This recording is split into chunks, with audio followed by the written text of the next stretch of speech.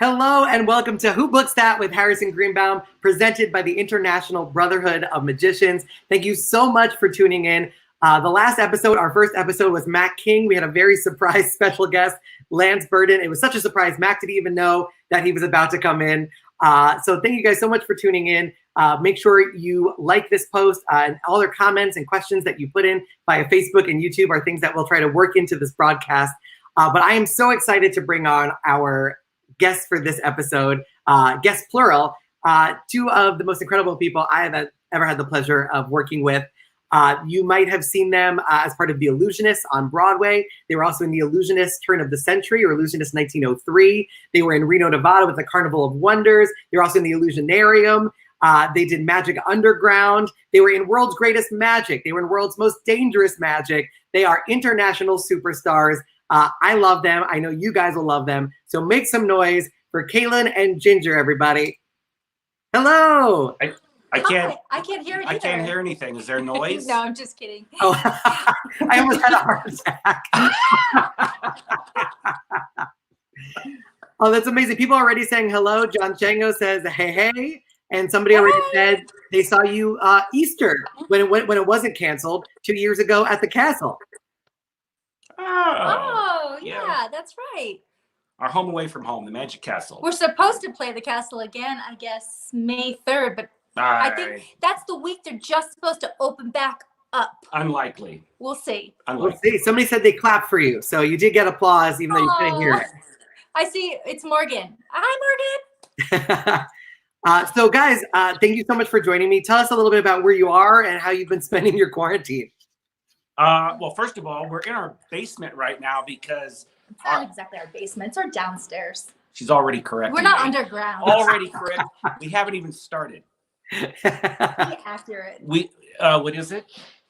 Downstairs. It's our. Okay, because the internet's better down here. We did a test earlier, as you know, and it was we moved down here. Well, it was great because you guys both direct as well as perform. And so it was very nice because you sort of helped direct this during the tech rehearsal, which was great. Yeah, probably. Okay. Also, a lot of people have been watching Tiger King on Netflix. I know everybody's quarantined. It is the show to watch. And, it's amazing, isn't it? Yeah. I might have photographic evidence that you guys have some experience with tigers. Oh, no, you don't. There is a picture of Ginger with a tiger. We also have a picture. That's when I first met Ginger. She was 13. I was not 13. I was 23. No, 21. Oh. I'm 21. Taj, Jaguar, Sonia, Siberian Tiger. Raised them from cubs. Aww. Oh, that's adorable. What was your experience working with these cats, these big cats? Oh, gosh. Well, it's interesting. It's something I started very early in my career. I mean, it was a calculation when I was very young, trying to make the jump to Las Vegas, which was the big goal. Could you go take that toy away from him? Yes, I think I'm gonna have to. Sorry, I think we still have an animal in the act. Yeah, he's our dachshund coming down the stairs right now. But a lot of our magic friends know Chili. In fact, they come and visit us just for Chili, not for us. But I have to take his squeaking hamburger away. And turn your phone off. Anyway, yeah, I used to do a manipulation act. And when I was probably about 19, Bill Smith took me to Las Vegas. We saw all these magicians. Oh my gosh, Di Vernon, that's another story. In any case, I saw Vince Carmen and Carlton and Siegfried and Roy, and Bill told me what Carlton and Vince Carmen were making. I mean, there was no aspirations of being like Siegfried and Roy, but when I saw what they were doing, I go, "Wow, I could do that." And when I heard what they were making, I thought, "Well, this is the time to make the jump." So yeah, I started on this road. Started with one cat. Brought home to my home in Covina, California. I had all the permits. And it lasted for about 20 years. And at the most, at one point, I had about 6 cats in my backyard in Vegas, Siberian Tiger, Jaguar. But, I have to say, I have Did the neighbors In know about it, retrospect. or were they just surprised once in a while? No, they knew. He had to go door to door to get petitions. Yeah, I had to get Zoning? petitions for zoning, so people wouldn't, go to a town meeting or whatever and say he can't have cats. So I went door to door with a sign up with a baby cat, which was. You are no better than Joe Exotic. No, well, no, I only Joe Exotic. No, But you know what? I do have to pepper it by saying that, I have mixed feelings about it now. It was an amazing, certainly it gave me pretty much most of my Vegas years in the 80s. That was because there was a joke going around, get a tiger, go to Vegas. That's the law.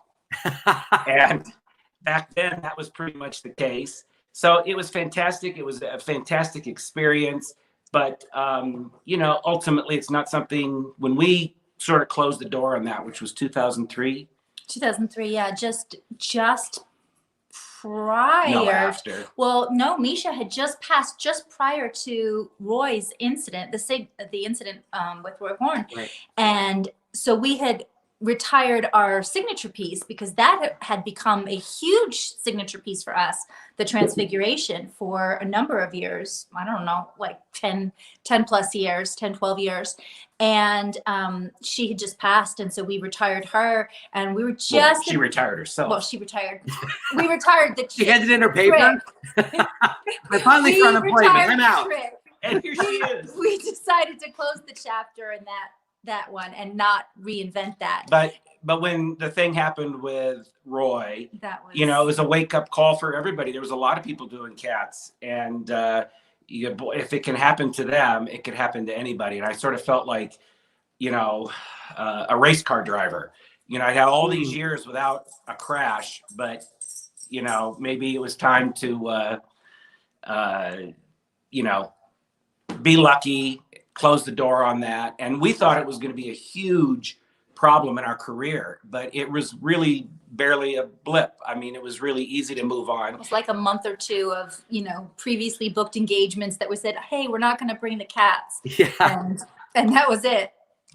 And you were in the box with some of those. Not to reveal any methods, but you were pretty close to these things for some of these tricks. Was that ever extra difficult? No, actually, the only, to be honest, the only time it got difficult was towards the end when Misha was having kidney problems and she would pee on me all the time. You go to do the rest of the show and nobody wants to volunteer on stage. Let's just say that. No, I would go and change and clean up afterwards, but yeah. Yes. But anyway, towards those years, I would get a lot of magicians that would say, oh, I want to do that. Do you have any advice for me? And my advice was always, you don't want to do that. It's not a great life for the cats. Fortunately, there are better people out there than some of the people like Joe Exotic. But, like I said, I'm thankful for it. It was fantastic. It was time to sort of tie that up. And it wouldn't be my recommendation. And, pretty much people's sensibility have changed dramatically, and you see much less of that. Yeah, I wasn't surprised to find out that Masters of Illusion had Joe Exotic for the first 2 years as their big cat wrangler. That's what was so funny was because when we joined Masters of Illusion on the first part of their touring life, or their revitalizing the brand. I guess that was 2011. And they, I guess, were contractually obligated with some of their venues to provide big cats. So I volunteered, and I don't really know if it was necessarily a voluntary thing, but to do one of the tiger cage tricks, the Lion's Bride production. Anyway, long story short, obviously we had retired our cats, so they brought on Joe Exotic and his entourage and the trailer, in tow for the whole tour. Yeah, and there was Joe. There was his husband, the sort of carny guy. But she had 2 arms then. Oh, okay. Well, that's not to make a spoiler. Sorry. I like to think, since we both toured with the Illusionist, that we were slightly classier, so we'd have a Doc Antle type figure if we had to have big cats. Yes, much better. And Chris Kenner wrote Joe Dirt Exotic. That was his contribution, which is very funny. I think somebody mentioned when we showed the photos earlier, because Di Vernon is right there.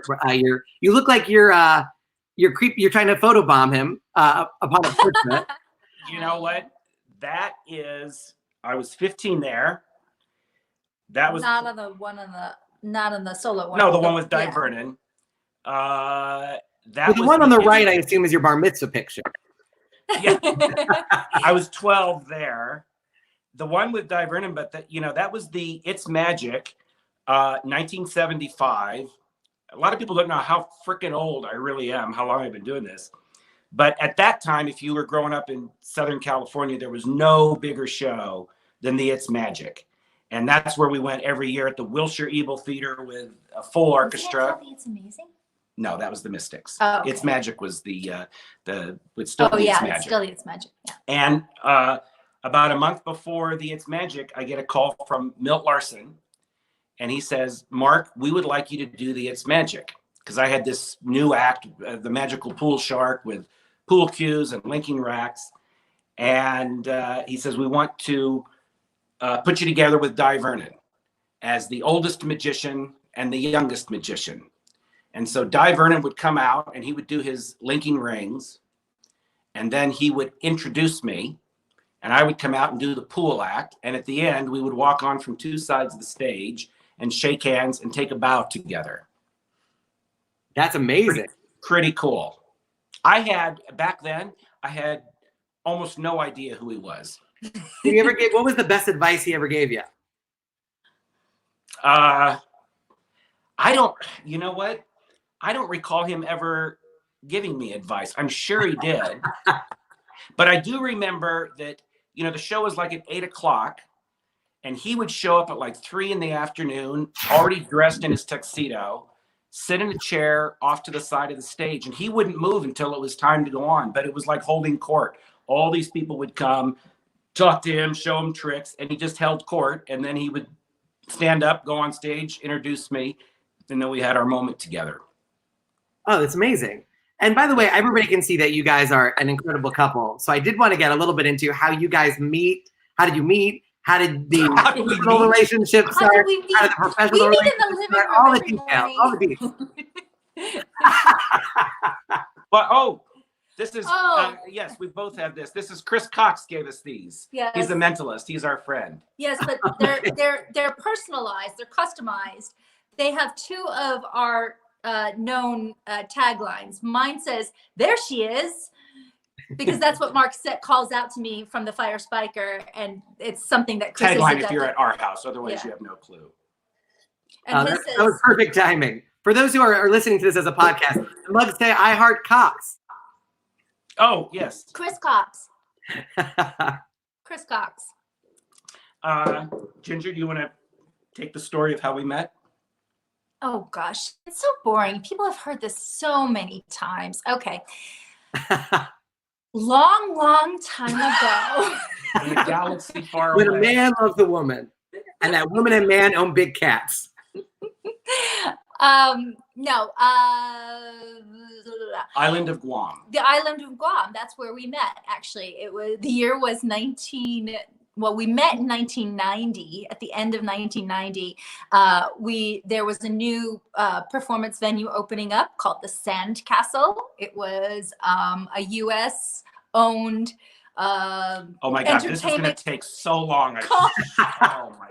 Well, I had a hot tip that you had a certain cartoon that you had a crush on, and that Ginger might have reminded you of that cartoon. Okay, Not a cartoon. No. Let's just cut to the chase. Cut to the chase. No, I mean anybody that is of my age, 60, grew up in the 60s.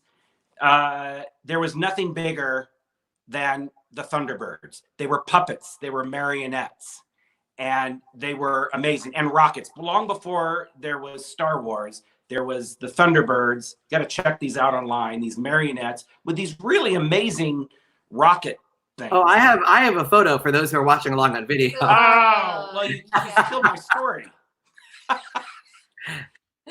In any case, it was the Thunderbirds that caused me to go to the library to learn how to make puppets, because I was into puppets and marionettes. And one day I was... You were determined to figure out how to be a virgin longer. Yeah, tell you about it. I was only 11, 10, so something like that, 9 or 10. But anyway, one day I was checking out the puppet books, and there was a book on magic. As you know, they're right next door. And that was the end of the puppets. That got me onto magic. So the Thunderbirds got me onto magic. But I still had this incredible just fascination with Thunderbirds. I remembered them from my childhood. And I remember thinking when I first saw Ginger, she is a freaking walking Thunderbird. Put that picture up one more time. But you know what's so funny is I did not model that costume after the Thunderbirds. It was just a coincidence. It was a leftover fashion from the late 80s, early 90s. And I wanted something to keep my hair out of my face. So I started wearing the headbands with my early 90s costumes. And it wasn't until later that Mark showed me that Thunderbird picture. But you sure there were no heavy suggestions from Mark? Like, wow, you should definitely keep wearing that. Yeah. Wear it at home. It was love at first sight, no doubt. I was like, oh my God, it's got to be. It's very funny. And how did you navigate the personal and the professional? Was it personal first? Was it professional first? We almost killed each other the first year. Well, That's we true. fell in love first. Then once we started to live together and were committed, that's when we almost killed each other. Wait a minute. You got that wrong. We lived together before. Okay. But when did we almost kill each other? After we got married. Last week. You may see, hey, who knows what's going to happen here. So I went to Guam. Good reality television. I went to Guam as a magician, which is like, even though they didn't have gambling, they had these big production shows. It was basically the Folies Bergère. And there was 10 years difference in our age. Yes, so you can see I chose Ginger for her cooking skills. Just to like the 80s firm. The haircuts are remarkable. Thank you. I got my Joe Exotic hair going. Anyway, we were in the show together for 6 months and really never spoke a word. We were in two different, I was one of the variety acts. She was the dancer and lead dancer and singer. And I thought she was beautiful and everything, but we just never spoke to each other. And on her last night in the show, they let you watch the show from the front. And so she watched the show from the front. She'd never seen the magic from the front. And afterwards she came back and she says, wow, that was fantastic. If you ever need anybody to fill in for a week or so, I'd love to do it. Plus, I knew she had a boyfriend on the island, so that would get her a free trip back. I was thinking, this is great. I got to get her in the act so that we can get video, because she was dynamite and she was a great performer. And so the girl I was working with wanted a little time off to get married, go back to the States. She'd met somebody in the military. And so Ginger came over. And I have to say the chemistry was on stage first. There was no doubt about it. On stage, it just clicked. And that few week run, she never left. That's amazing. And you can see it even in the pictures, like that when you guys are on stage, it is electric. So you're saying that it was basically that connection was instant. There was no need to. There was a lot of chemistry between us. I mean, I think that it just took two equally strong performers to look, I mean, we started connecting on stage, which I think was different for Mark. I think prior to that, he'd been very used to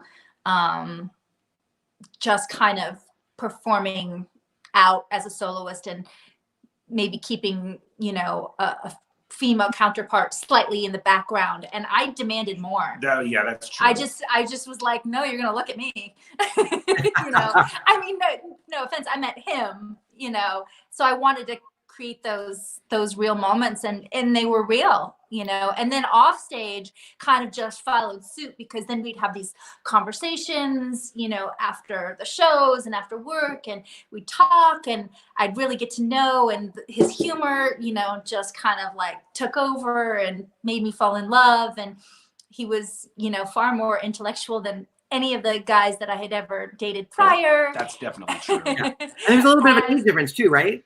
What? There's a little bit of an age difference. 10 years. Yeah, there's 10 years between us.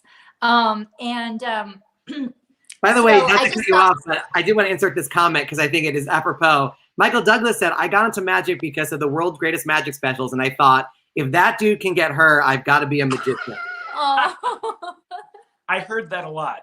As a matter of fact, yes, she was quite a force, still is.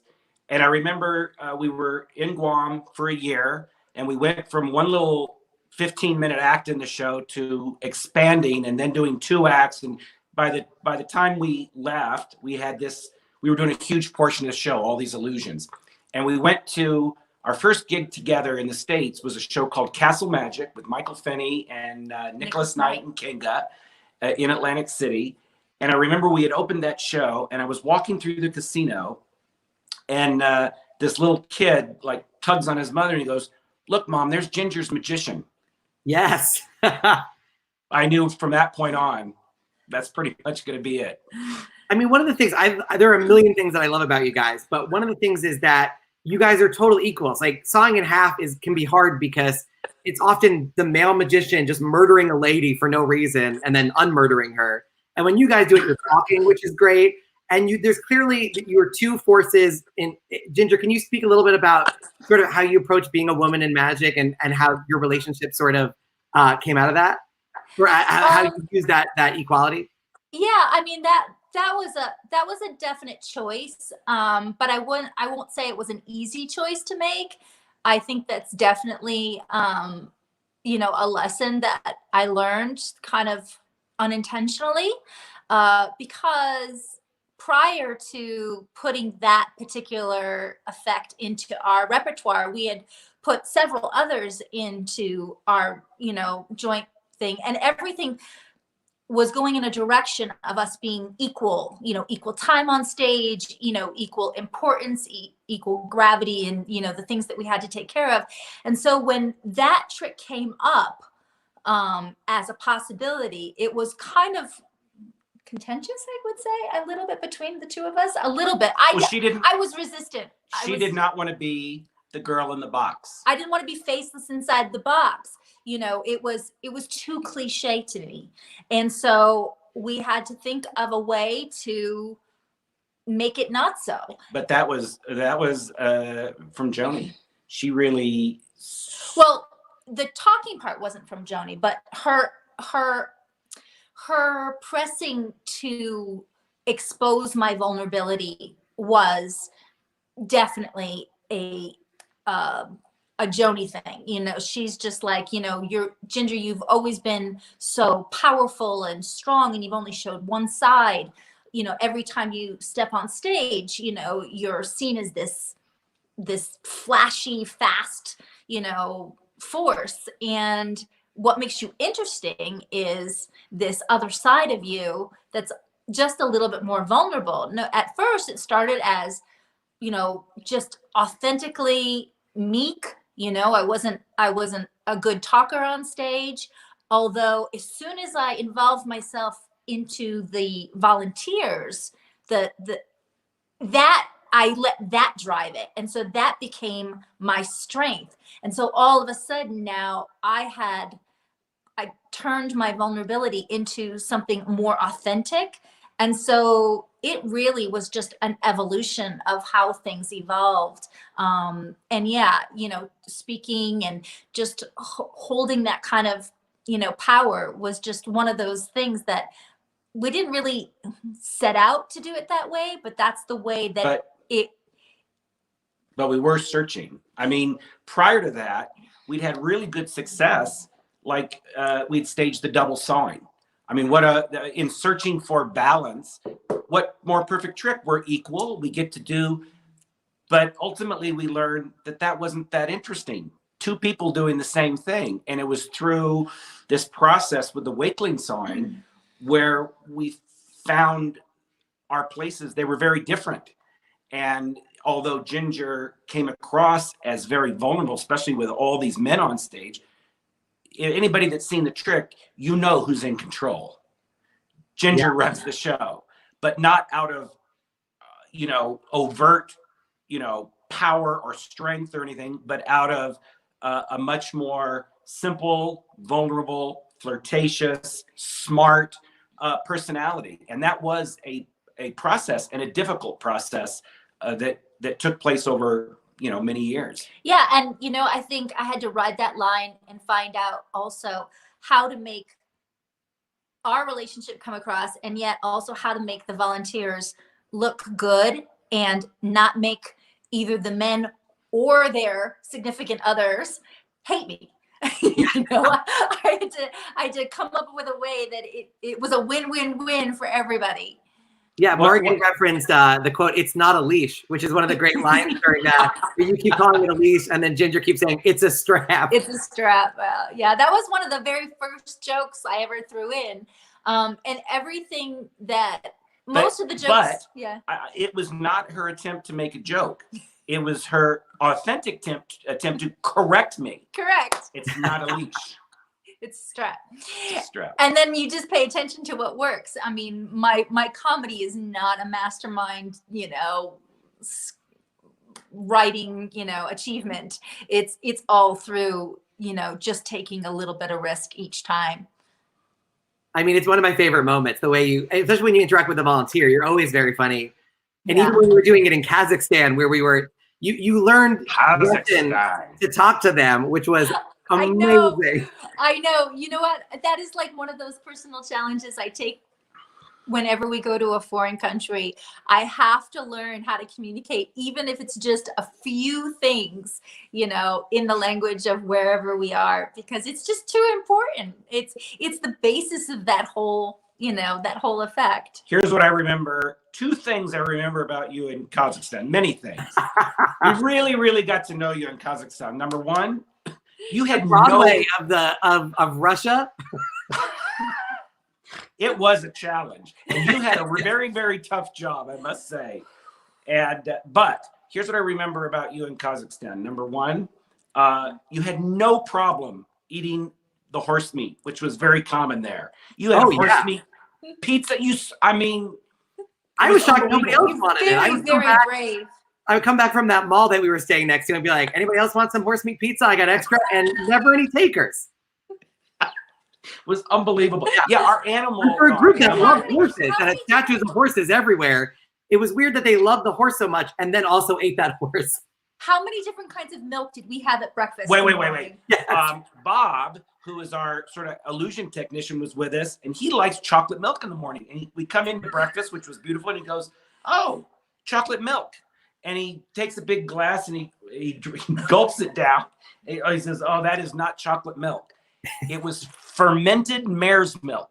Yep. Fermented means gone sour. That's why it turned brown. And also, it's confusing if it's from the mare. I don't think that's where the milk comes from. It was white. I don't know what it was, but if it's from the mare, it ain't milk. The other thing I remember about you, which I'd never experienced before, was Tinder. Was it Tinder? Just constant. Night and frickin' day. And we're in Kazakhstan. Wait, Sebastian was just as guilty. Oh, yes. That's true. And I think he was more successful. I don't think I ever met up with anybody. I was so curious to see if there was good Tindering in Kazakhstan. I also had J-Swipe at the time, which is Jewish Tinder. And I don't know if you remember, but I opened up the app and it just said, "There's no one in your area." And I set the mile radius to as big as it possibly could go. And they were like, "There are no Jews here." We also, when you were talking with Mac last week, we were listening in, and you talked about Abbott's too. That was the first time that we ever worked with you, and yes, we got to live with you. That was a treat. You invited yourself to our house. We were in a dead doctor's house. Yes, that's how they introduced it to us. They said, "Oh yeah, no, this is a great house. The guy that lived here is dead, so it's all yours." I do remember you said it last week. I was driving to the house, which was down this long country road, and I just see this guy pulling a little suitcase, walking by himself. You might as well have, hayseed in your mouth. And I thought, boy, that is Abbott's 100%. This poor guy pulling his act. And I passed by and I go, I think that's Harrison Greenbaum. And I didn't know you were coming to our house. Yeah. He's like, oh yeah, I'm just coming back.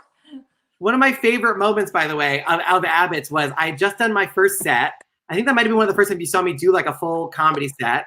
And I come back and you're sitting in an armchair and Ginger is curled up next to you and Jonathan Goodwin is on like the couch. And it literally felt like I was walking home. Like there was mom, dad, and big brother. And it was delightful. It was pretty funny. It was Goodwin. And he reminded me that I taught you a word, Ginger. I don't think we can air. He still has that on video. But I still feel bad for taking your innocence a little bit and teaching you that term. You're good, yeah. The other prank that I'm very proud of was I was at Jeff Hobson's room, Marvin's Magic Theater, in Palm Springs, which I believe you had performed there previously. Yeah. And I go to turn on the television in the shared sort of magician apartment, and your Netflix account had been open, and it said Mark and Ginger and all the accounts. So I immediately texted Ginger and I said, "Don't get too scared, but I'm going to watch really terrible things on Mark's account."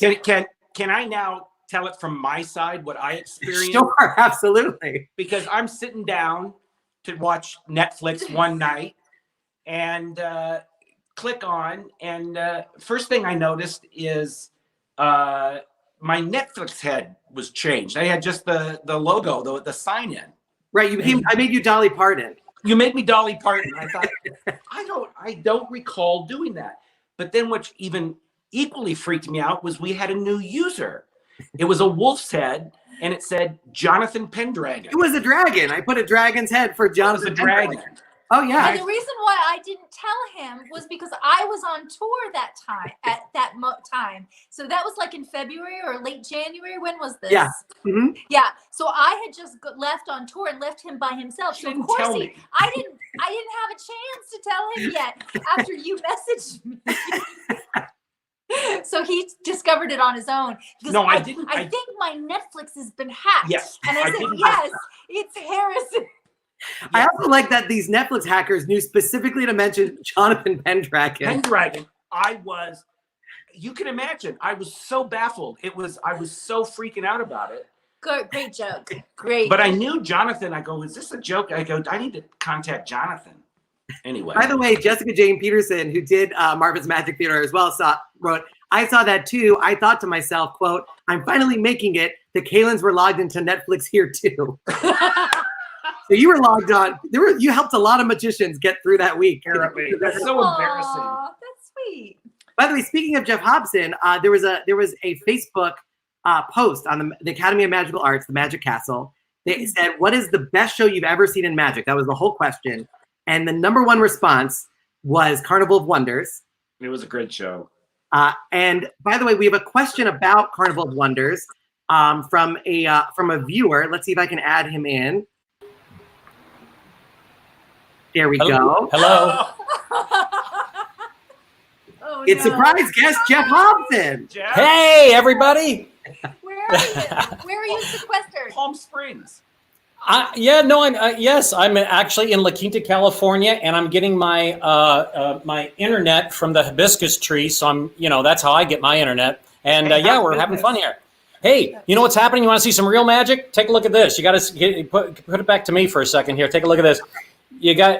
I'm getting the thing upside down. In other words, Mark and Ginger is actually upside down and playing. You can see that.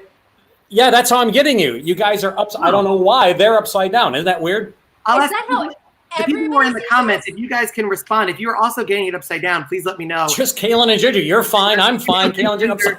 Who've been performing a gravity illusion this entire time. It's amazing. Yeah. All right. Thanks, Jeff. Jeff, I was gonna post. I'll post it now. I pulled some video footage and I was gonna put it on Facebook, but I didn't. I hesitated because I know they're gonna pull the soundtrack off like 5 minutes after it goes up. But I had a video of the House of Horrors, And, that's you great. and Ginger, I know, and I'm anyway. Yeah, I will that is post great. it, but I'm sure Yeah, you can post it. They might not pull it down immediately. It takes them like, a half hour to do it. So try it. Yeah, I will. Or maybe we could take the music out of it. No, that's not as fun. It's taking a But lot it of was a time. great show. And to put it all back together here for just a second, Ginger, when you said that Misha started peeing on you, do you remember the time Sonia, the big one, I was in the line, a lady in the bottom, and Sonia let go with this massive buckets of piss, and I had nowhere to go, and it all funneled right down on top of me. I came out of the bloody thing, costume soaked with, by the way, Harrison, do you realize that tiger piss is equal to the viscosity of 10WD, or 1040, 1040D, whatever that. Motor oil. WD-40. No, it's more than that. It's the motor oil. It's awful, just awful.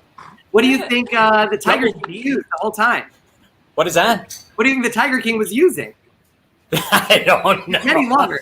I don't During the course of that show, Jeff and I had these ongoing practical jokes, of which I thought I had nailed the best one, but then he actually nailed me better.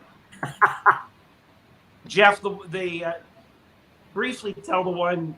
Okay, I'll try and make it as quick as possible. It's long. Okay, we're at Caesar's Magical Empire. Everyone's gone for the day. There's long hallways in the back from dressing room to dressing room. It went forever. And so at the end of the day, I'm changing my clothes because I have to get out of my and put on my other pants. He's sitting in my dressing room. Why? I don't know. Everyone's gone. He never sits in my dressing room. So he's just watching me. I'm like, okay, whatever the hell. I got to go. So I'm putting on my pants. I'm walking down the hallway. Suddenly, as I'm walking a ways down there, and all of a sudden I feel this bulge in my crotch. So I'm like, now I'm like walking, and I put my hand down between my legs, and I feel what I think are my testicles. Now, two things come to mind. Number one, why are my testicles on the outside of my pants? And number two, why can't I feel them? So now I'm walking, and I said out loud, I don't know if I can say the expletive, I said, what the fuck? And I bend all the way over, look down between my legs, and I see two chicken gizzards sewn in the exact formation of testicles. Treats for the cats. Yeah, treats for the cats, chicken gizzards hanging down. And then as I look past those gizzards, I'm looking down the hallway, I see Kalin on the floor laughing his ass off. It was a good one. Yeah. It was great. My biggest regret in Kazakhstan, we didn't prank each other too much, but I was desperate by the end of the show because we were in Kazakhstan, and the only reason people know about it is Borat. And I wanted you so bad to introduce Ginger as my wife. That's all I wanted the entire run. That's all I wanted. Oh, that's very funny. Yeah, that busted me up. One time we were playing at the castle, I think just after that movie had come out, and we're doing this introduction in the beginning, and I walk over to one of the side stages, and everything's really quiet. I'm just about to say the first word, and a guy from the audience goes, "Very nice." It's like, okay, thanks. Very funny. And can you guys talk a little bit about the Carnival of Wonders and if you guys are going to be collaborating again together? I hear a hint that you guys might be. Well, we hope. Yeah, Depends on COVID. Yeah. Yeah, I actually, we were talking because, the Kalins came in, as you did, Harrison, to Marvin's Magic Theater and did a great job. I mean, we were at the apex of our success this season. We were going really good. And, of course, the rug got swept off there some weeks ago. But really, you and Kalins both were, the top, people, attractions that come there. And so I was talking to Kalins about coming back. And we were talking and said, hey, maybe we should do something together. They said, wait, would you want to be part of it? Maybe a Halloween show. They used to do a Halloween show. I said, actually, it's a really good thing. So we might do sort of a mishmash version of a carnival type show in October at Marvin's Magic Theater. That's on the plans. It's not booked yet. We're talking about it, and I think it's going to happen if this whole bloody disease. Basically, it would be a revival of our House of Horrors of Carnival of Wonders for Halloween. Yeah. Oh, that's amazing. Did you guys do any How did the Halloween show differ from the regular show? Was it a full-on? The Halloween show differed in that we had a theater for a number of years here in Reno called Magic Underground, just very much like Hobson's theater. And but the Halloween show started at Piper's Opera House in Virginia City. Yes, I wasn't gonna. I was gonna do the long version. All right, women talk too much. It's fine. No. All right. But anyway, we needed seasonal shows to get our guests back, so we produced we did it, I think, 5 or more years in a row, called Ghosts, and it was just this kind of weird little quirky Halloween show, and we 7 years, 8 years. 9 versions of Ghosts? We didn't do 9 versions of Ghosts. We started in 2003. Yeah, but we didn't do them every year. No, we did up until we closed, and then we did it again. Yeah, we did. Anyway. It's the chemistry that we're talking about. Yes, that dead silence. By the way, we have a poster, a very old one. Let me see if I can get this up on the screen. There we go. Not a poster, that's the cover of Fun and Gaming magazine. Oh, that's amazing. Reno Tahoe. Yeah, that was Reno. Yeah, Tahoe, right. And that was actually sent to me by another guest, surprise guest. Really? Bring him in. I think people from IBM might recognize him. It's David Williamson, everybody. Oh my goodness! Oh my gosh! Oh my goodness! I was just polishing my World Magic Award. I had a little virus on it. I make people kiss it and lick it when they come in. Sorry about that. Wait.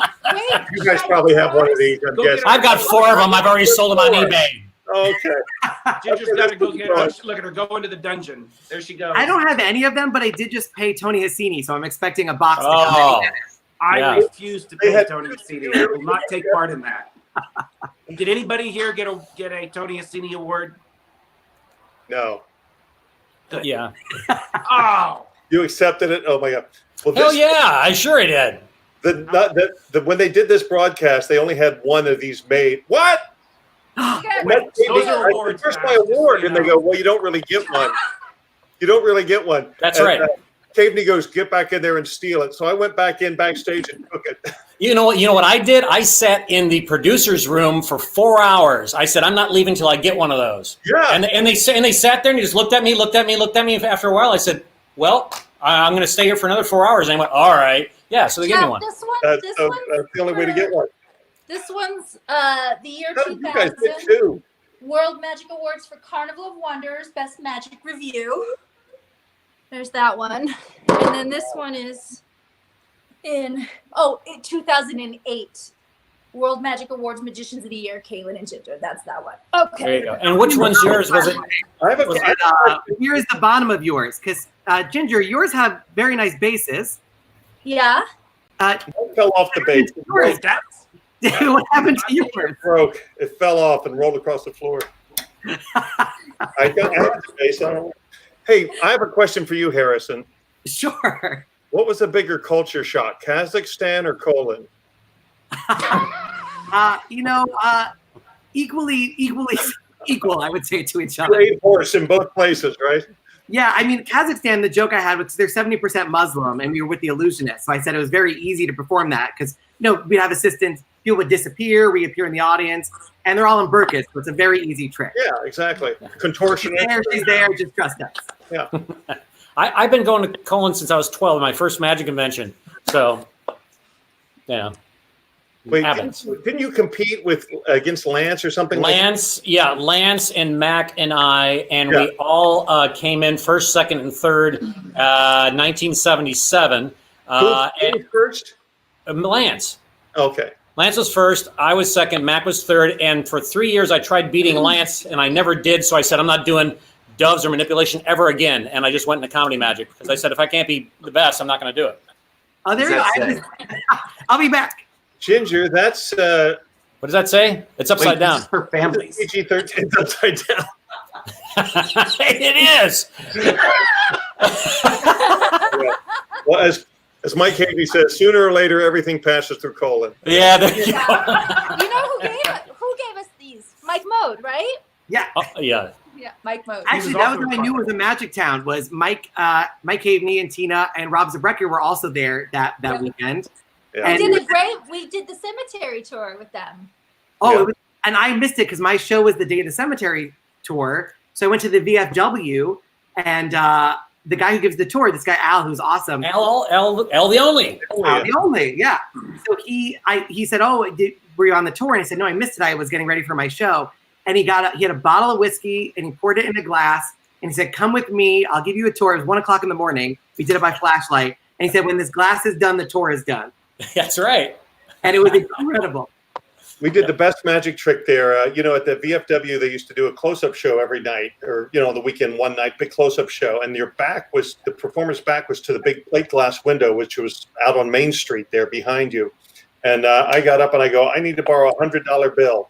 And somebody gave me a $100 bill. And just then this car comes to a screeching stop out on the street. And I go out and get in at Matt King's driving, and we tear out and drive away with the guy's 100. And that was it. That's amazing. Funny stories. So, Ginger, I learned something new today. What? I learned that there's a 10-year difference between you and Mark. I never knew that. Well, You look great for 70. Did you think I was as old as he is? I didn't. I would never ask, but I always say that I keep him But I'm young. far more mature. He makes me old, and I keep him young. well, as I told Ginger, I've seen Ginger literally this year more than I've seen my wife, because she was the resident director at the Illusionist in Reno for 6 months, and then she was the resident director for the Illusionist tour that I was on for the last 4 months. And then what else? Something else in there. I forget. But anyway, yeah. And you lived at our house for a little while. And you stayed at Now our I'm house. home. slept She remembers in our me. bed, Right. But we weren't there. And well, I miss Reno because I really miss. Do you have that picture I sent you, Harrison? Yes, I do actually. There's a member of your family that I really bonded with, Oh, yes. and I miss Chili so much. I'm That's when sorry he I passed killed away Chili. while Dave was taking care of him. Yeah, I hope he was alive in this picture, Dave. He looks very stiff.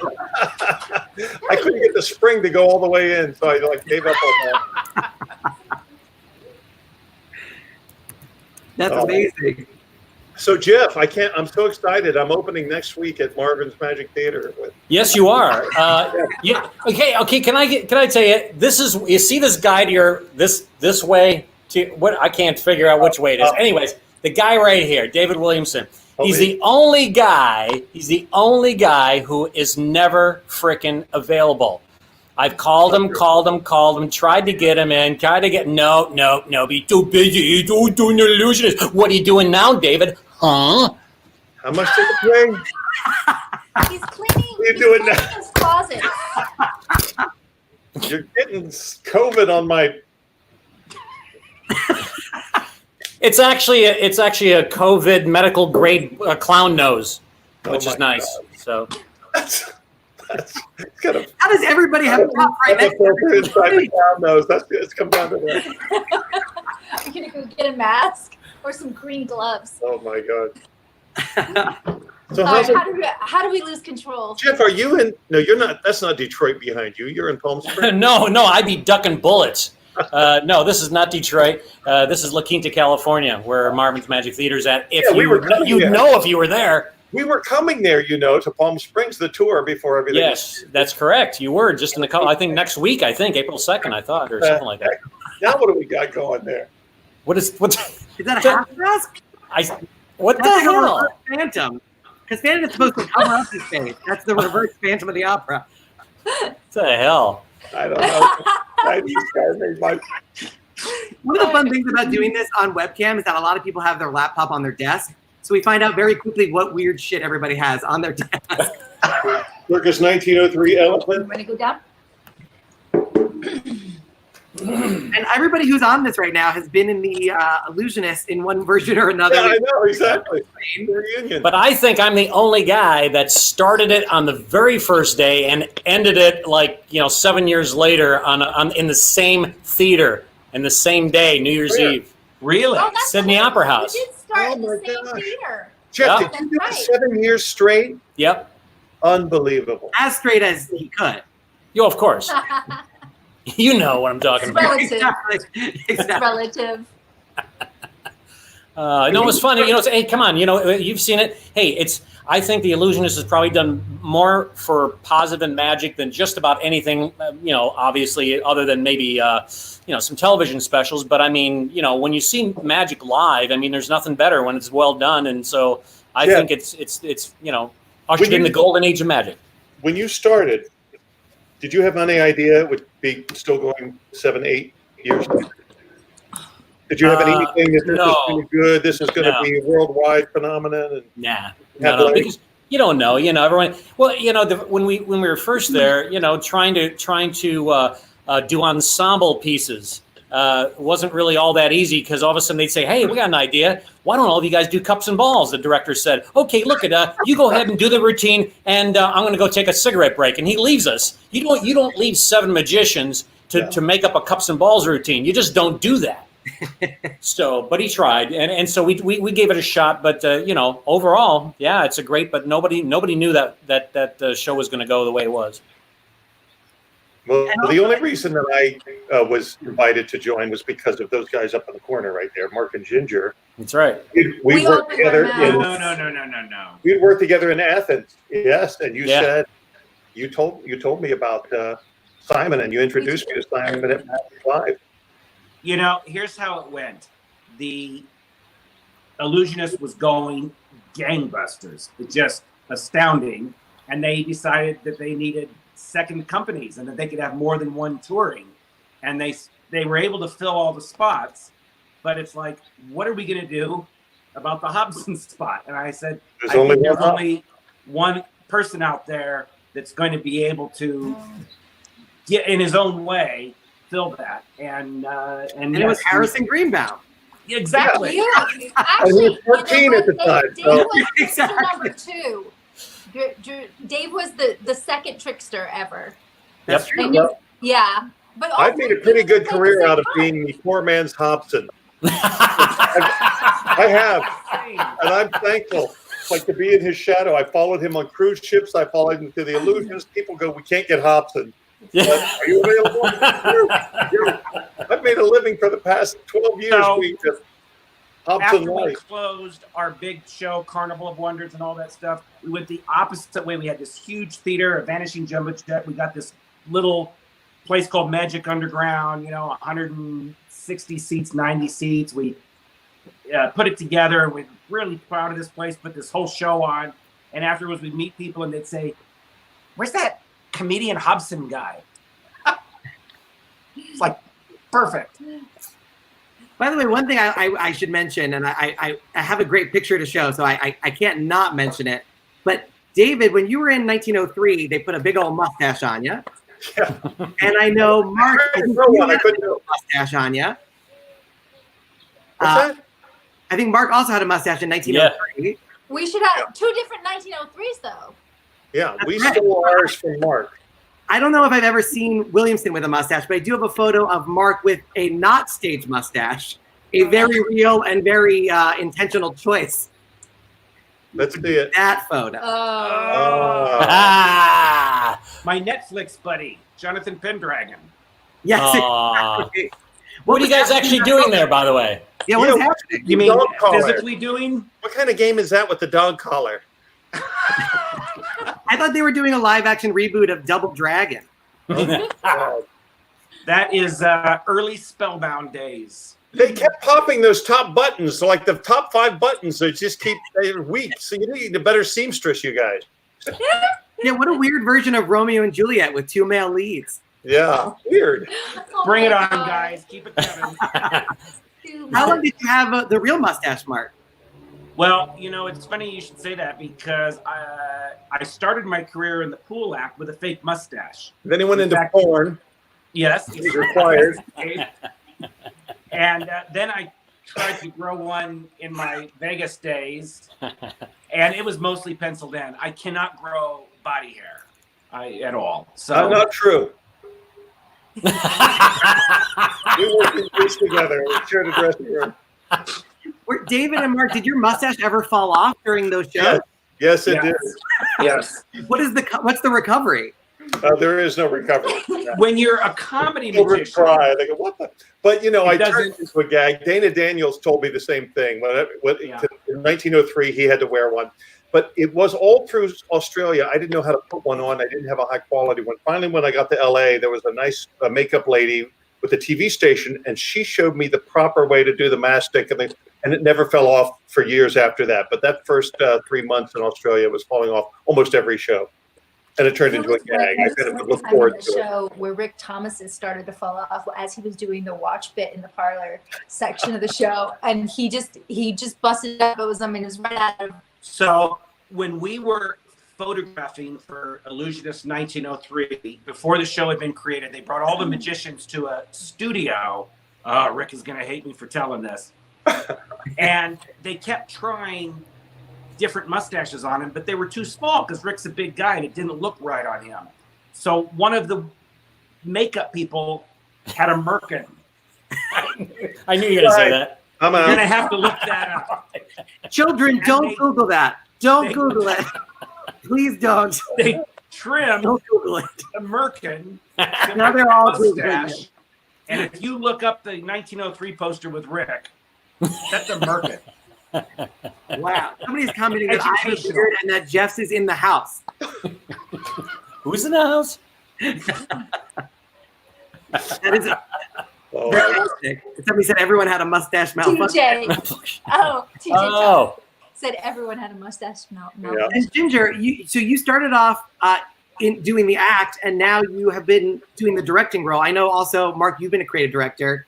Can you talk about the evolution of that? And David, you want to chime in too about what it's like to have Ginger as a director? You lose that. Before she starts, let me just say this: a couple things. First, First of Whatever all, you say, just be nice. first of all, she's amazing. She's I got amazing. control. I can take him. I put him in this stream. I can take him out. No, here's the thing. When I first did a show with them on stage in Athens, we did this big stage show with Michael Godot and Raymond Crowe and all these people. And we had to do these bows. We had to do some ensemble things. I go, I'm just going to walk on and do this and then that. And Ginger, she goes, you're not going to do that with me on the stage. She goes, welcome to "What my you're gonna do?" world. Yeah. She goes, I'm not sharing a stage with some goofball who thinks he's going to walk around looking for a spot like Grandpa looking for his keys. You are, and we had to rehearse and rehearse and rehearse, but it really changed my life. And same with the Illusionist. But on the other side of that, both Mark and Ginger, but especially Ginger, have made me watchable on stage. So I'm not watchable as Grandpa.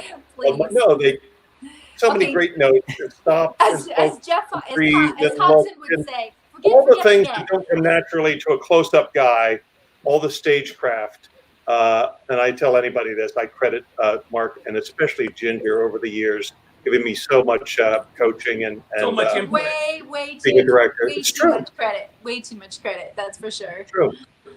Oh no, when I was even in Kazakhstan, I definitely relied on you guys because there were times where they would make suggestions and I would look at you guys and be like, what do you guys think? And you always were the best thing to do magically. There was one time, I don't know if I'm even allowed to share this story, but I will, which is that we cut there was a lot of, obviously Kazakhstan's a hard place to mount a multi-$100,000 show. There's a lot of technical issues. So we cut the initial appearance of the whole cast. But we were coming from an upstage that was very, very dark. So at one point, one of the directors came in and said, oh, it's so dark. If you just run really fast towards the front, it will look like you appeared. So just run really fast and then go, ta-da.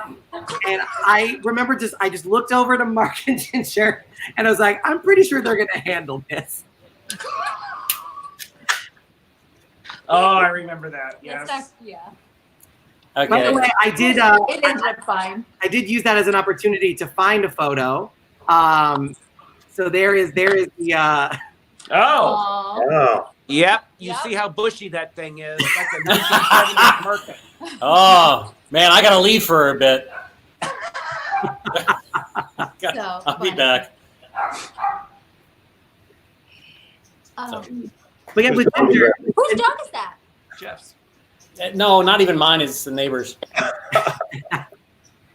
Ginger, can you speak a little bit about your stepping into the directing shoes and what that kind of transition was like? And is that something that you're going to be doing a lot more of? I hope so. I hope I do a little bit of both. You know, I'm not quite ready to be entirely off the stage yet. In fact, I was kind of looking forward to this year because a little known fact, most people in magic do not know. Only the people that I've worked with over the last year know. But I had a major spine surgery about 8 months ago. And so I had electively taken myself out of performing and started to push myself more into the other, exclusive direction of directing. And I was kind of like looking forward to getting back on stage. Well, I guess not. But I love being involved. They both feed, sides of me. I started directing shows, I guess maybe, on my own. I guess I was very influenced by Joni Spina, obviously, for a number of years. And then we had a fantastic choreographer also named Peggy Hickey, Tony Award-winning choreographer. She took over for Joni after Joni left or got sick. And I learned a lot from both of them. And so being a producer of our own show for many years, I could never take the director role, but I absorbed a lot.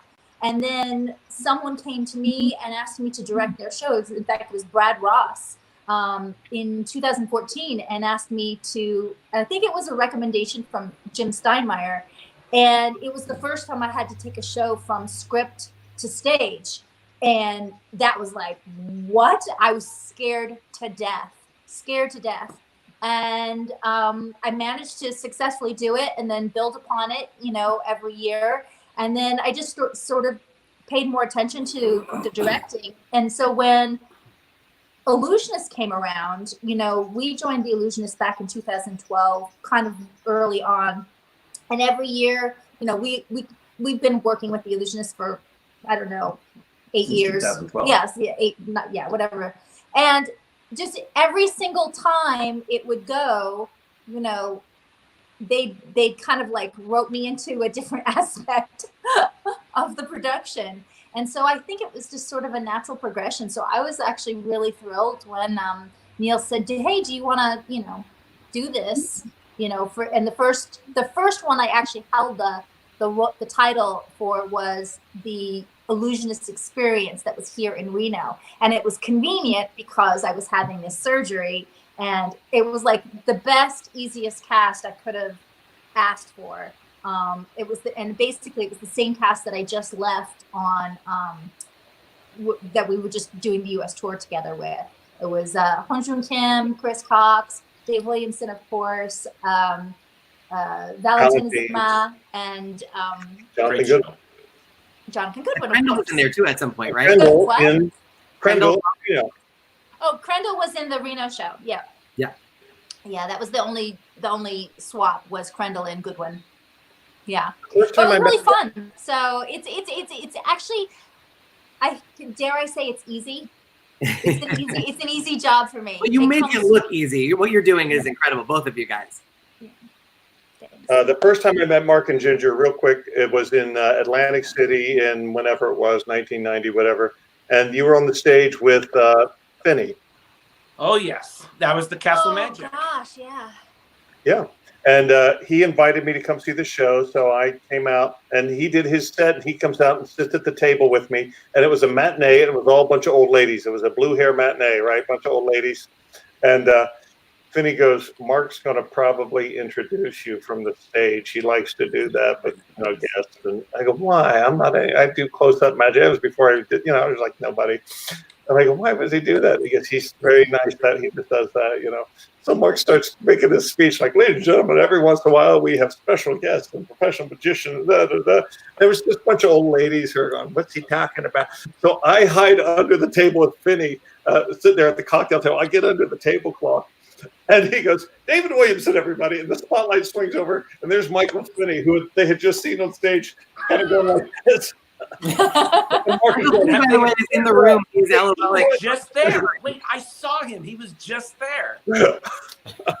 But anyway, you were really nice. You were mad at me for doing that, but That wasn't bad. do you have any good monkey stories working with a monkey?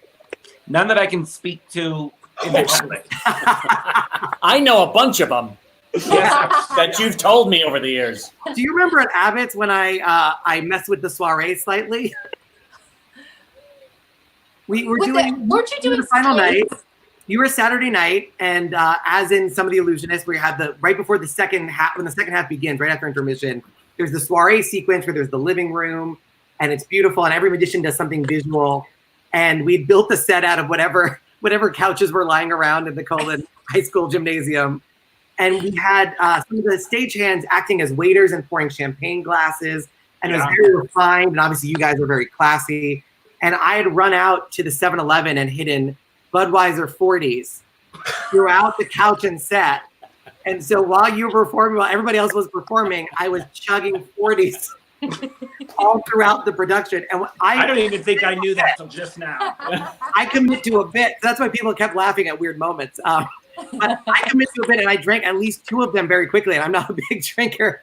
So by the end of that sequence, I think you had asked. On stage at Kalin. That's why you were such a hit. Yeah. Well, I did my set first, and then I did the 40s. And I don't know if Jeff was slapping me or the bug on the lap. No, it was we have these COVID-19 flies here that are like zombies, and they're walking over around. here. Move Yeah, me they're to like a different quadrant. Size of my fists, and yeah. Now, when you guys were in Kalin, did yeah. you share a farmhouse in Kalin? Did you guys share a farmhouse? Is that what you said? No, we had the doctor's house on the left. We had like doctor. a mansion. It was awesome. Oh, the dead Well, a doctor. mansion from 1976. With mauve carpeting. You weren't there when they got the wrong house for you. Beautiful bedroom, and I was literally in the guy had been very sick, and so I was in the nurses' quarters. I was the adjunct bedroom they added afterwards. Nice. Oh, Yeah, wait, no Tinder in Kalin either. Well, Kalin's Yeah. probably not happening this year, I'm guessing. Oh, They have not canceled it yet. yeah. They canceled the close-up convention this month, but August is still has been decided yet. What about FISM and IBM and all that? Pittsburgh. Yeah, Remains to be seen. It'll be here online. Yeah. Yeah, that's actually a good segue, because this is presented by the International Brotherhood of Magicians. They have IBM Jam Live. There's one actually happening 9 p.m. Eastern EBT, Eastern Standard Time. That happens after the conclusion of this. And if you're not a member of the International Brotherhood of Magicians, please make sure you join and support this organization. They're the reason that we're able to do this. Somebody is mentioning that this is the most bizarre Brady Bunch intro I've ever seen.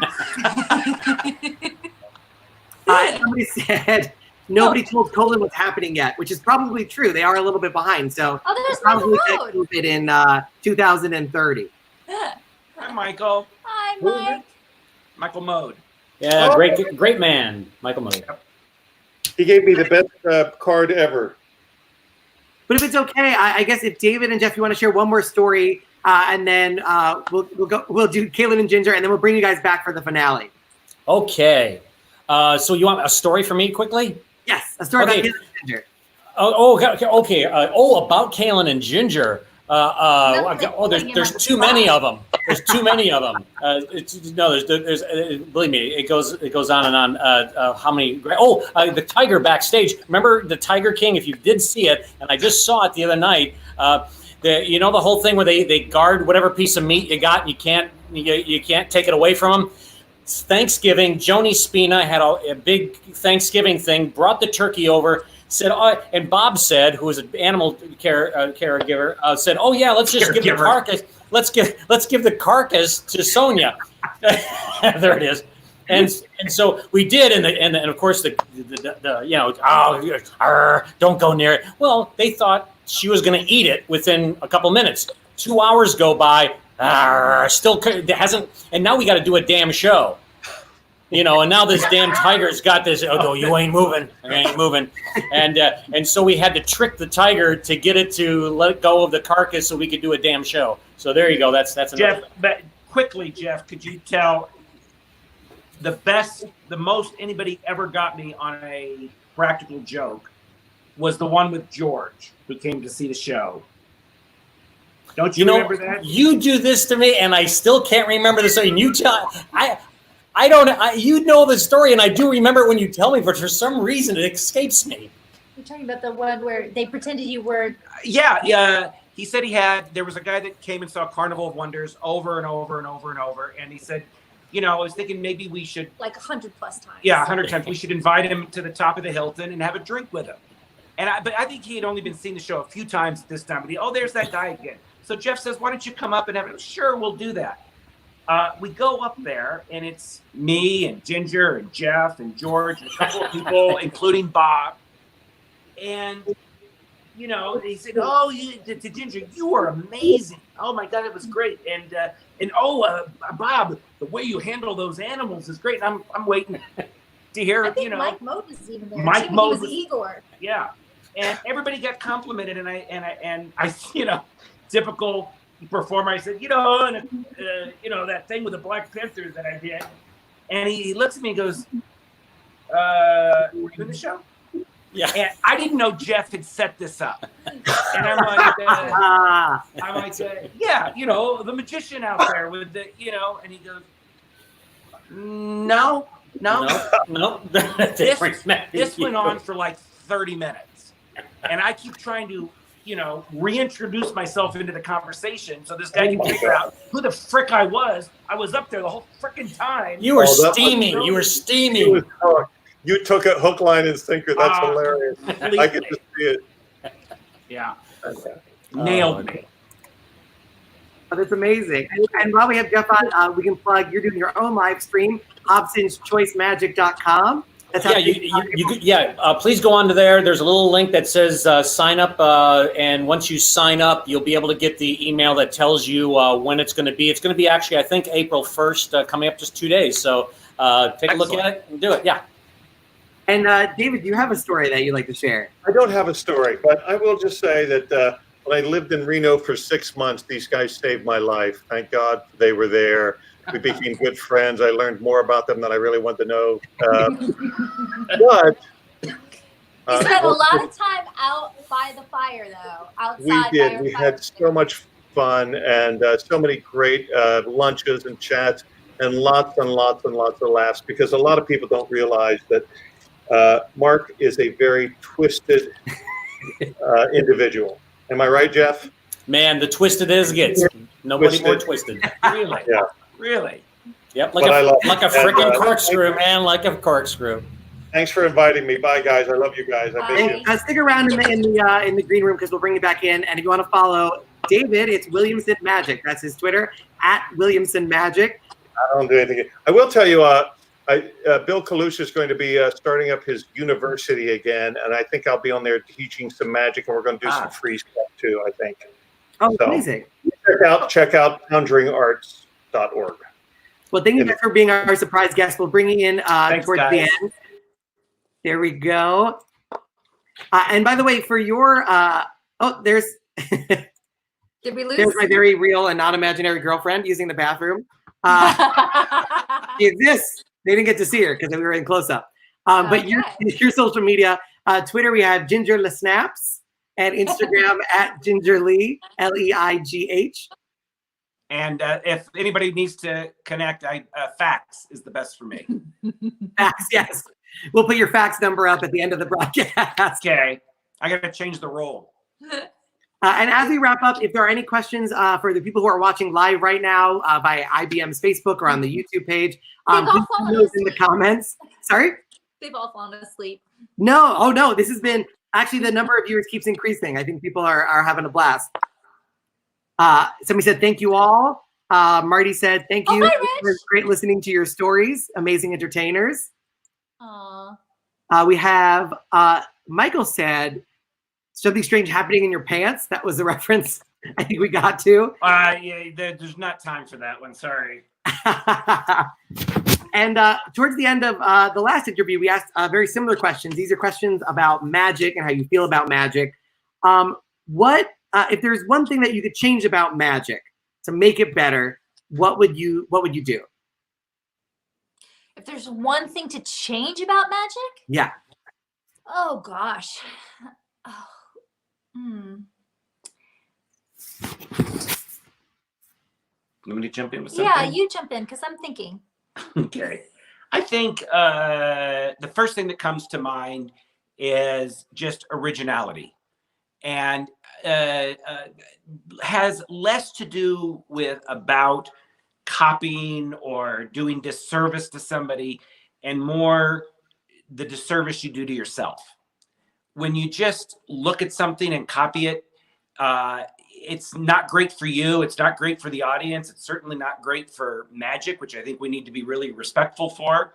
But it cuts out the most rewarding part of the process. And I'm a big person about process and about how, in fact, I prefer the process over the end result. I'm not by nature a natural performer. And so I really get into the process and the invention and the experimentation and all of that. And I take so much joy with that. And it's so exciting to, you know, the aspect, it starts here for me, a process of originality, and it's an easy tool. And I just say, not that, but this. I may see something I really like. Oh man, that's brilliant. I would really like to do that. And then I stop myself and I say, anything but that, but let's try this. And it can be inspired by, it can be, it's just that. And I find that not only will it be more rewarding, but you'll grow as a performer. And so that's the one thing I wish more magicians could enjoy that process and would push themselves a little harder.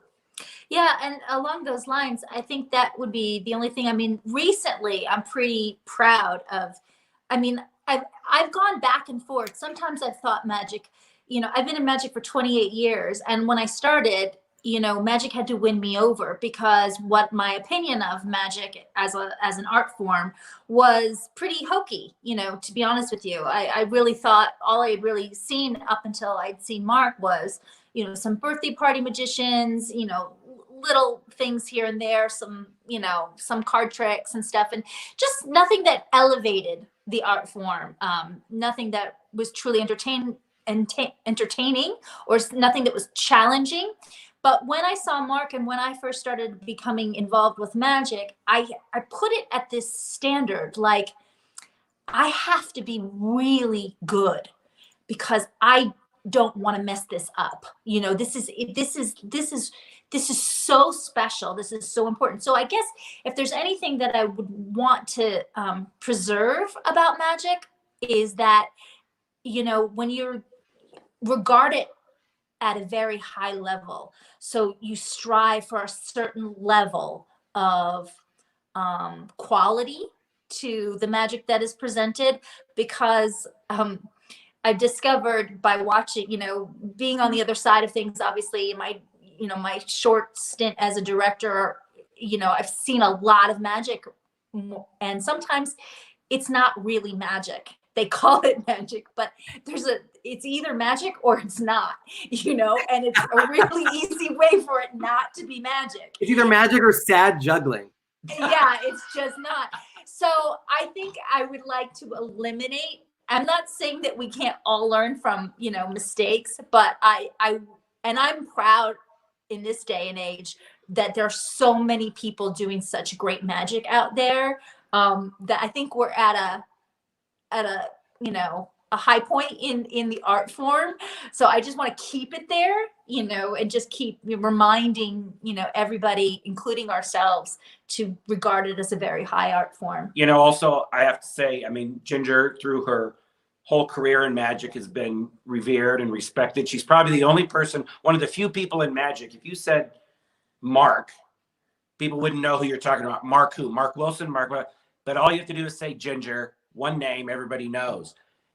Her originality came from the fact that she had no reference points. She came to magic and we were on an island in Guam. So there was no reference points. There was no, at that time, YouTube videos. And so she had to interpret magic in that void. And I think that, you know, that's a great learning tool. If you can push those things aside, what choices do you make without all of these other things coming in? Interesting. That's awesome. That's fantastic advice. And we had a question from somebody, I believe it's Ali Rayo, said, what's the best way to find a magical assistant? But I would broaden that out and say, if there's a young magician watching who wants to do what you guys do and have these illusions and this giant stage show, how do you get there? Because it's not as easy as just buying a deck of cards. So do you have any advice to a young magician who wants to become an illusionist? Gosh, yeah, you just do it. I mean, it really is true. I mean, there's no excuses. Wow. What's that? I think that's also how they make sneakers. That's Nike's logo. Yes, exactly. You know what? You just do it. You large scale magic doesn't have to be hugely expensive props. I mean, we think of an illusionist as being the equipment, but they're just tools, and tools can be cardboard boxes and anything that has scale or size to it, which can be a rope that stretches across the stage. I really think that it is just a process of just starting. And if it's something that you enjoy and you have a passion for it, it will just grow. And if you start with one illusion or one trick or one thing that has scale that's not this big, but this big, and it doesn't require money, you can do it without money. And then it'll grow from there. Yeah, and I guess my last question would be, was there any question I did not ask that you wish I did? No. Okay. Oh, well, all right. That's a win-win for me.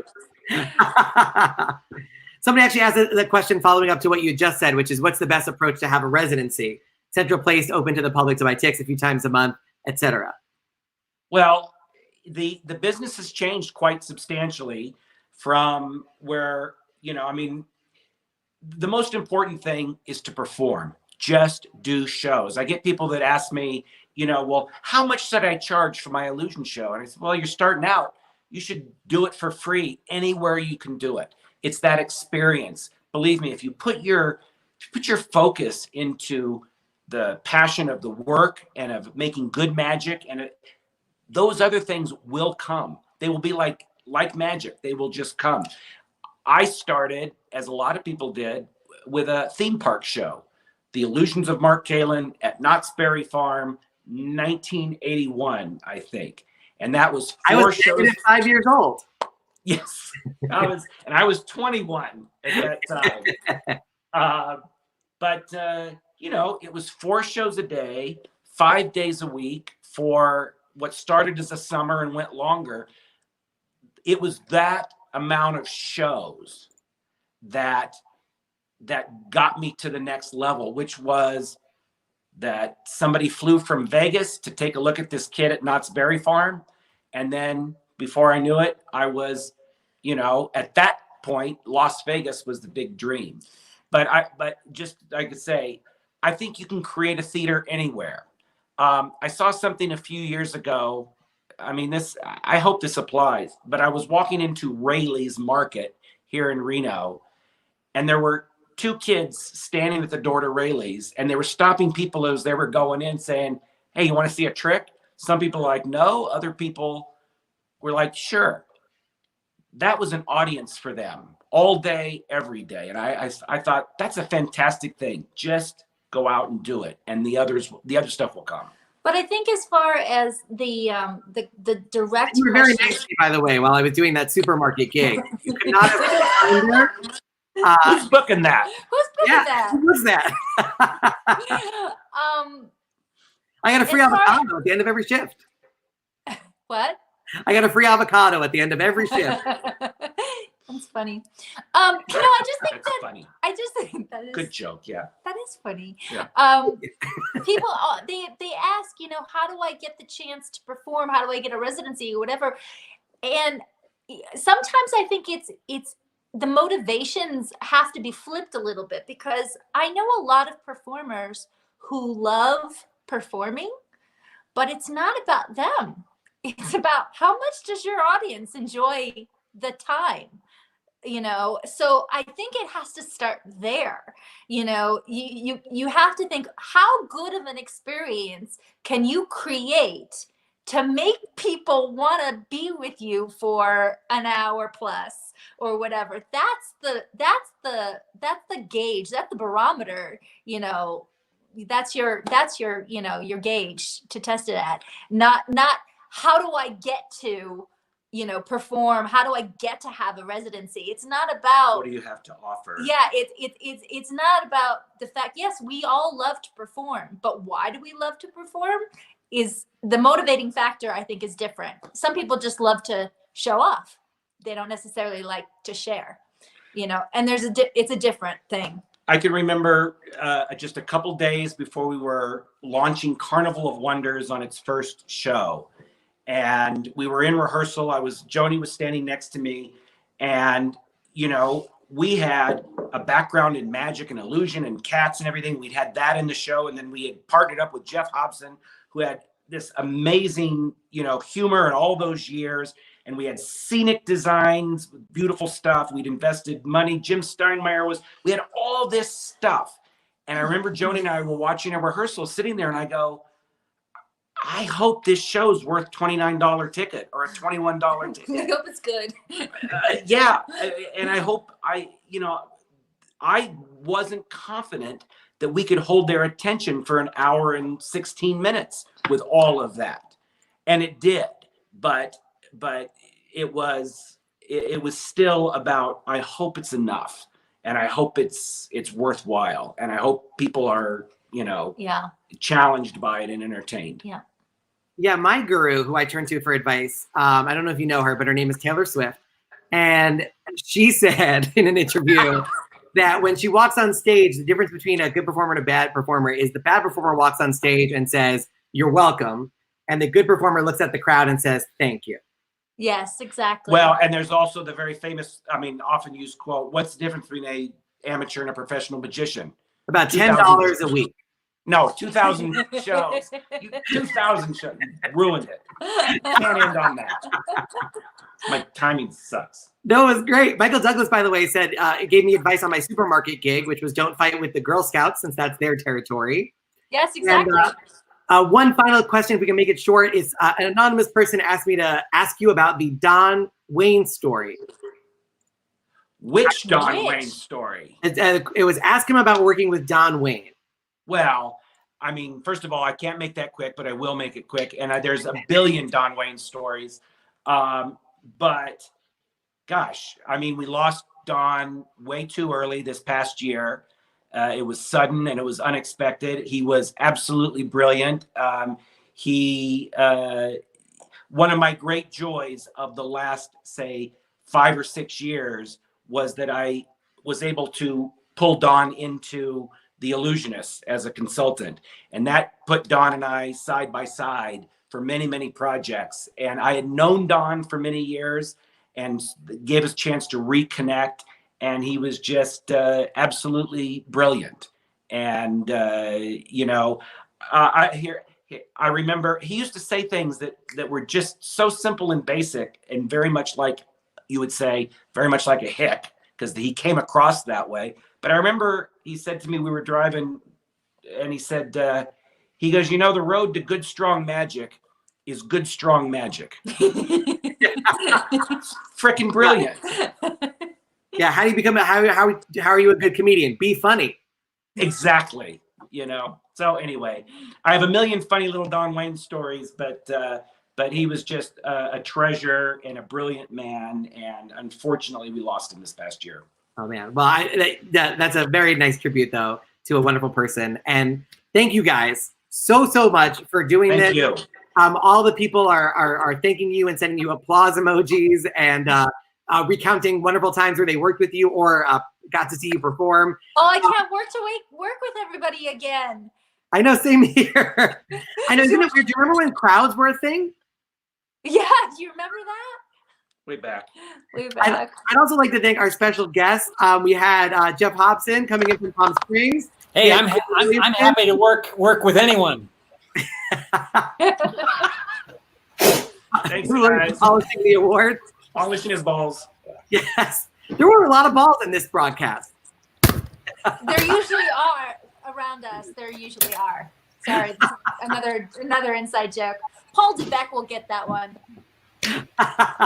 Well, thank you guys so much again. I really, really appreciate it. Jeff and David, thank you so much for being our special guest. Any parting thoughts? I love cocks. Okay, enough said. I can't top there it. you go. Bye. Thanks, The buddy, name of guys. the performer, I promise. Jeff is standing up. The camera cropping on that was 2 for 2 with it.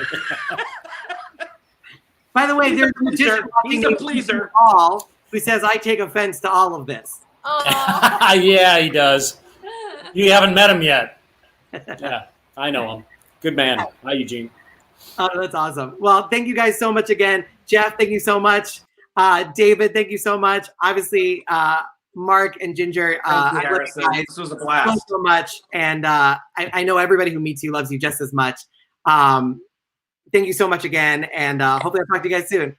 Thank you. Thanks, man. Thanks very much. See y'all. And that was Kalin and Ginger, Mark Kalin and Ginger Leigh-Kalin, 2 of the greatest illusionists I've ever had the pleasure of seeing or performing with. Matt King getting the final word in there, which is COX, in case you're wondering. Thank you guys so much for watching. Our next episode is Wednesday, 7 p.m. Eastern Standard Time. That's 4 p.m. if you're on the West Coast. That is with Shin Lim, the winner of America's Got Talent and America's Got Talent Championship Edition. He's going to be tuning in. Thank you so much. If you want to follow me on social media, it's at Harrison Comedy. That's my Twitter and my Instagram, at Harrison Comedy. We are broadcasting every Monday and Wednesday at 7 p.m. Eastern Standard Time. This is presented by the International Brotherhood of Magicians. I'm doing a live stream magic show Thursdays at 8 p.m. Eastern Standard Time, which is 5 p.m. if you're on the West Coast, which is a live interactive virtual magic show. Go to magicscam.com, or please don't visit this website.com to check that out. Once more, thanks again to Kalin and Ginger and to our special guests, David Williamson and to Jeff Hobson. Thank you so much for tuning in, and we'll see you here real soon. That's been the episode 2 of Who Books That?